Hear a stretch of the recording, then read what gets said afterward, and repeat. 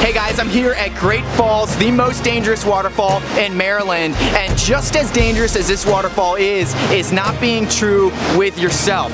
So excited to bring this next episode in our mindset series to you called Truthfulness. I'm not talking about truthfulness towards others, but truthfulness within yourself. I'm sure that everybody who's watching this at least has one thing that you're not being truthful with, and we're gonna identify those areas and we're gonna give you solutions. And we're gonna start right now.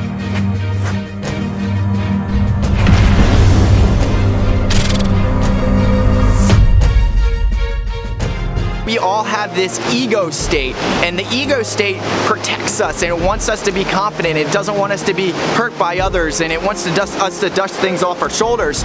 And what we do is we push the things that we're not happy about, our fears, our concerns, the issues with our lives, and it pushes them to the side because it doesn't want us to deal with it. And so what happens is it just ends up being to the side, and it festers and grows and becomes a much larger issue. It takes a lot to unveil who you really are deep down inside, what the challenges are that you're having, the issues, the negative, bad things that you have stuffed down inside of yourself that you don't want to address. It takes a lot of courage to bring those things out into the light and address them. And I think that's the first thing that you can do to start on this journey of being more real and more confident and true with yourself. I do this all the time, and it's a negative thing that I'm still working on, in that when I feel anger, frustration, different negative emotions, instead of dealing with them right then and there, I push them inside. I think that's because I want things to be positive, or I don't want to cause any ripples. I might be fearful of engaging in a negative conversation. If you switch around that to deal with your emotions right then and there the right way, that is gonna fix a lot of problems. And I gotta give Amanda, again, my amazing girlfriend, such props for this, because when there's things that I make her angry about or I make her frustrated, she tells me right then and there, we squash it and we move on and it's done. And it's such a more healthy way to live. So understand and be real with your limitations, and when you do make mistakes, and instead of having that cocky, know-it-all attitude, look inward. Again, I always like to use situations where people give you feedback, and instead of being angry about that feedback, instead of blaming others or being negative about that, switch it up and really look at what those areas are, and take a deep inward look into yourself and realize that you do have limitations, you don't know it all, and that's going to help you be successful.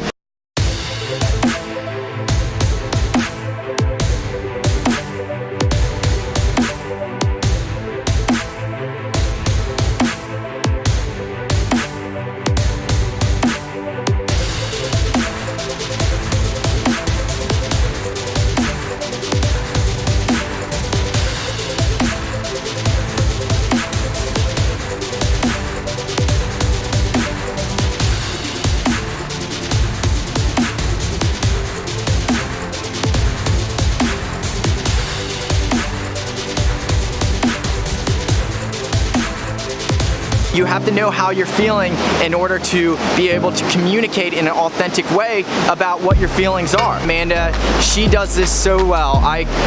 Any question I ask her, I always know that she's gonna be giving me a straightforward answer no matter what.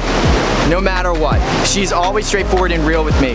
And the thing with that is that she has a strong understanding of who she is, what she's all about, how she's feeling at that moment. Analyze on what is the background of that feeling. What is the real root of what my feelings are? Because if you're not engaging with your feelings, if you're just brushing them off your shoulders, those feelings are just gonna continue to grow and grow and grow.